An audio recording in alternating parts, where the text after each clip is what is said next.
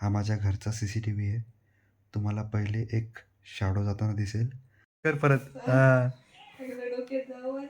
ह्या व्हिडिओला जर 100 लाईक आले ना तर लगेच उद्या एकविरेला जायचा. अर्चनी उडी मारली, परशानी उडी मारली. नमस्कार मित्रांनो, स्वागत आहे तुमचं पुन्हा एका नवीन ब्लॉगमध्ये. आणि काल आपण गेलो होतो उल्हासनगरला. बरेचसे शॉट मी काढलेत आणि बरेचशी एडिटिंगमध्ये मिस्टेक पण झाल्या. खूप सारे जे शॉट्स आहेत ते मिसआउट पण झाले, कारण की मी रात्री लिटरली 3:33 एडिटिंग करत होतो झोपेमध्ये, ते पण. आणि समजलंच नाही की भाई कुठला मी क्लिप कुठं टाकतो आहे, कुठलं काय करतो आहे. जस्ट फिनिश केला आणि अपलोड केली. अपलोड केल्यानंतर मी वॉचआउट केली तेव्हा समजलं की हां, मिस्टेक तर झालेत. बाकी आजचा दिवस पण थोडा शांत आहे. पोल्ट्रीवरती आईसांनी हे जमा केलं आहे. ॲक्च्युली हे जमा करायची पण गरज नसते, फक्त खोलून ठेवायची गरज असते, पाण्याखाली ओलं झालेलं. पण यांनी जमा करून ठेवलं आहे, ठीक आहे. आणि मागे बरंच अजून जमा करायचं आहे, ते आज मी करतो आहे. 20 ते 30 मिनटाचं काम आहे. इकडे आपली गरिबाची जी वॅगन उभी आहे, जी काल कल्याणला मजबूत धूल खाऊन आले, त्यामुळे आज तिला धुवायला तर लागेलच. मजबूत माखले भाई. लाईट असेल तर पूर्णपणे हिला क्लीन करून घेऊ. गरिबाची जी वॅगन भाई याच्यासाठी, कारण की खूप सारी अमीर लोक आहेत ज्यांच्याकडे चांगल्या चांगल्या गाड्या आहेत. आपल्याकडे जे आहेत ते आपले काय बोलतात ते एक्सपेक्टेशन्स मॅटर्स. आयुष्यामध्ये जर अपेक्षा जर लिमिटेड असतील तर आयुष्य एकदम शॉर्टेड असतं. तसंच आयुष्यामध्ये पण पॉझिटिव्ह लोक असतील तर आयुष्य एकदम सुंदर असतं भाई. निगेटिव्ह लोक नको आहेत आयुष्यामध्ये खरंच. कारण की जेव्हा एखादा माणूस निगेटिव्हली वागतो आपल्यासोबत ना, तेव्हा निव्वळ आपलाच नाही तर पूर्ण फॅमिलीचा लॉस होतो. आणि निव्वळ फॅमिलीचा लॉस नाही तर आयुष्यामध्ये बऱ्याचशा गोष्टी आहेत त्यावरती इम्पॅक्ट पडतो, निगेटिव्ह इम्पॅक्ट पडतो. बर्ड्स जाऊन आज भरपूर दिवस झालेत आणि इकडचा तर समजा जमा केलता आईसांनी. आत्ता बस इकडचा जमा आहे करायचा बाकी आहे.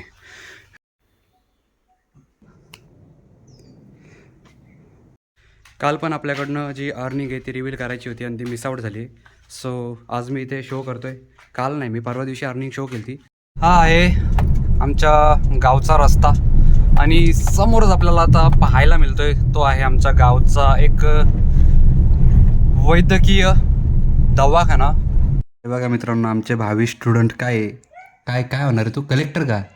मी कलेक्टर काय नाही होणार. मग काय होणार आहे? मला नाही व्हायचं. Engineer, doctor, police? आरबार आहे ना आराचं. नाही, काय काय काय म्हणजे असं काय एक्सपेक्टेशन काय ठेवली तुम्ही?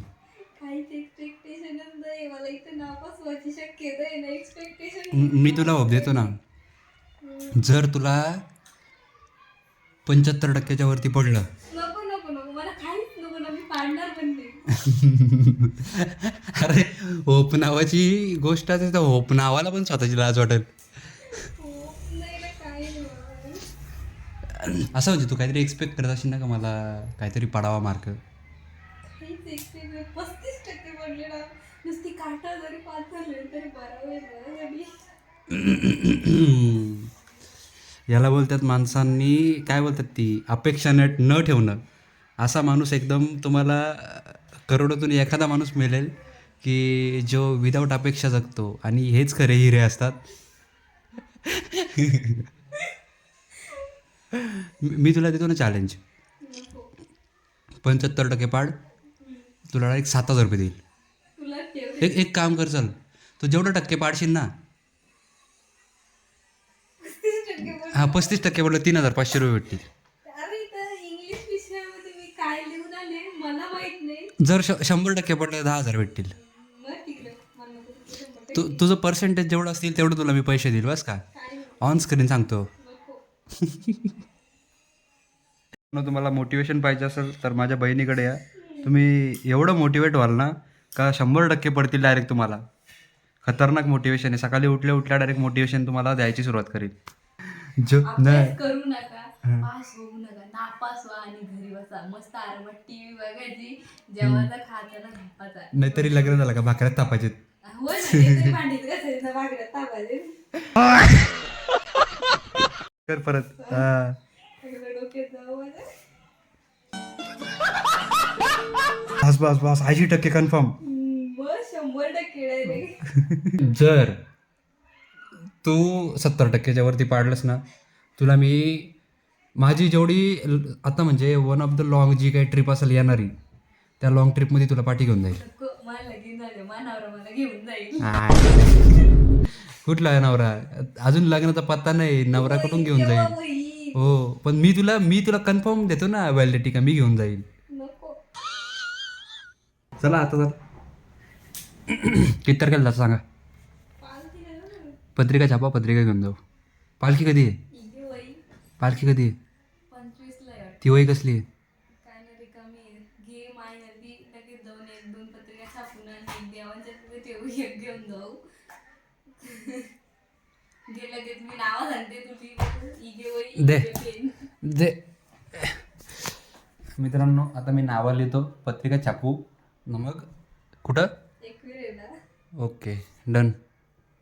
या व्हिडिओला जर 100 लाईक आल्या न, या व्हिडिओला जर 100 लाईक आल्या ना, तर लगेच उद्या एकविरेला जायचा. बस का? बघू आता ऑडियन्सला बघू आपण. 100 लाईक झाल्या पाहिजेत. उद्या तुम्हाला उद्याचा ब्लॉग डायरेक्ट एकविरेला असेल, पण रात्रीतनं 100 लाईक मला दिसल्या पाहिजेत. बाकी हिची अवस्था बघून तर तुम्हाला काय वाटतंय कमेंट करून सांगा. ही पास होईल का नापास होईल? सगळ्यांनी पॉझिटिव्ह फीडबॅक द्या जरा, म्हणजे ॲटलिस्ट पास तरी होईल. जास्त बोर्ड आजच्या ब्लॉगला मी सांगतो ना, भरभरून लाईक करा, भरभरून लाईक यायच्या का माहिती आहे का? मी सांगतो बघ, माझ्याकडनं समजा मी तुला कमिटमेंट दिले की जर 70%च्या वरती पडलं तर तुला मी 7,500 रुपये देईल. यो कन्फर्म आहे, ठीक आहे. तुझ्यासोबत मी एक चॅलेंज करील, तो चॅलेंज काही पण असू शकतो, त्याच्यामध्ये तुझाच फायदा होईल, तुला मूस पैसे भेटतील. आणि दुसरा, का ही व्हिडिओ जर 100पेक्षा लाईक जर गेली तर सगळ्यात पहिले आपण एकविरेला जाऊ. आणि दुसरी गोष्ट की मी तुला 2,000 रुपये देईल. हो, आणि ते 2,000 रुपये ते जे असतील ना, ते तुला 5 मिनिटात खर्च करायचे. हा चॅलेंज असेल, ही चॅलेंज व्हिडिओ असेल. चालेल. ओके. करून फक्त बोर्डावाल्यांना सांगा, पोरांवरती जराशी दया खा ना, त्यांना जरासा अभ्यासाचं सांगा. पेपरमध्ये जरासं काहीच येत नाही पोरांवरती, ढगातली जसा प्रश्न लिहून ठेवत्यात, उत्तराचा पत्त्या नाही, काय ना काय लिहून येतात. मी इंग्लिशचा पेपर यावर भारी लिहिले तुला सांगू. हां काहीच लिहिले ते खायचे. आता डेव्हलपमेंट काहीतरी, आता रिव्ह्यू आला मी सायरट पिक्चर की अर्चनी उडी मारली, परशानी उडी मारली, नसल्याला बोलवला, नसल्या तंगड्या झोरल्या.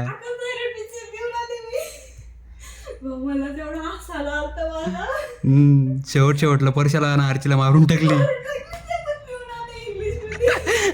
असा माणूस पाहिजे बाई. मूवी रिव्ह्यू काय? मूवी रिव्ह्यू डेव्हलप इंटरव्ह्यूचा काहीतरी आला. डेव्हलप म्हणजे तुम्ही पाहिलेला एखादा इंटरव्ह्यू असा टीव्हीवरचा, त्याच्याबद्दल माहिती लिहा. कॅरेक्टर होतं, स्टोरी होती. मी लिहिलं कॅरेक्टर आरची, परशा, राजगुरू, काय आकाश ठोसर आणि काय ते दुसरा सल्या, लंगड्या, आणि तो कोणतो सुरेश तात्या, तो आणि तो ट्रॅक्टर, तिचा मामाचा पोर तो झाडा, तो प्रिन्स, तोच प्रिन्स. प्रिन्स सूरज पवार अशी नावं लिहून आले. स्टोरी मध्ये लिहिलंय त्यांची दोघांची ती आरची परशाची क्लासमेट होती. त्यांच्या दोघांची म्हणजे अशी लव्ह स्टोरी होती. ती म्हणजे रिच म्हणजे ती जरा हायएस्ट घरामधली होती आणि तो जरा पुअर म्हणजे जरा गरीब होता, गरीब दलिंदर बोलला तरी झाला असं होता. ते दोघांचं म्हणजे एक दिवस ती घरी बर्थडे पार्टी होती. मग ती काही ठरवला पलुंदाचा तेलीला त्यानं मदत कोणी केली, त्या परशाच्या मित्राई सरल्यानी ना त्या लंगड्यानी त्यानं त्याही मदत केली. मग ती दोघं जणांकडे गेली, हैदराबादला गेली. मग ती तशी त्याही जाऊन लग्न केला. मग नंतर एक दिवशी आरसीने तिच्या मम्मीला फोन केला. मग तो त्या प्रिन्सला माहित झाला. मग तो प्रिन्स लगे हैदराबादला गेला आणि दोघांना खतम करून परत घरी आला. आणि तर स्टोरीचा एंड झाला. बाकीचा पार्ट 2 आपण पुढच्या पेपरला लिहू. वा सॅल्यूट. ते पेपरवाला बोलत असतील एक काम करा, इंग्लिशच्या पेपरला हिने सैराट वन लिहिलंय, मराठीच्या पेपरला सैराट टूची एक काय बोलतात ती प्रॅक्टिकल किंवा एखादी थेअरी वगैरे लिहायला सांगा पोरांना, म्हणजे ते पण लिहून पाठवतील. नको दादा मला. माझं नाव झालं तर मी काय लिहून आले पेपरमध्ये मलाच माहित नाही. अरे पण असे क्वेश्चन जर पेपरला येतात कसं पोरांची प्रगती होईल. हे नाही प्युअर आर्टवाले ते शोभले, प्युअर आर्ट्सवाले. बाय द वे तुम्हाला सांगलाय तो टास्क कंप्लीट करा. जर या व्हिडिओला 100+ लाईक गेले तर उद्याचा ब्लॉग एकविरेला असेल आणि हिला मी 2,000 रुपये देईल. आणि तो परवाचा ब्लॉग असेल आणि त्या परवाच्या ब्लॉगमध्ये ते तिला 2,000 रुपये जे आहेत ते तिला 5 मिनिटामध्ये खर्च करायचे. हा चॅलेंज असेल. ओके. लगेच करतो. सो रपारप मस्त 100 लाईक कंप्लीट करून टाका. एका दिवसात झाले पाहिजेत. आपण ते एका दिवसात 100 लाईक झाले पाहिजेत. आणि कमेंट पण करा. हिला किती पर्सेंटेज पडतील तुम्ही एक अंदाजे फक्त कमेंट करून सांगा मला. त्याला माहिती सैराट लिहून आलेलं 35 पण नाही पडत.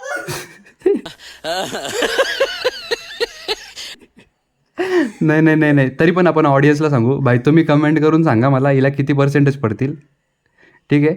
भेटूया उद्याच्या ब्लॉगमध्ये. आता मी सैराट लिहून आले ती तरी म्हणजे अशी याची स्टोरी होती. लोकांना जरा आवडतो तो पिक्चर असा. हां माझ्या पुढची जी होती ती डायरेक्ट तानाजी पिक्चरच लिहून आले.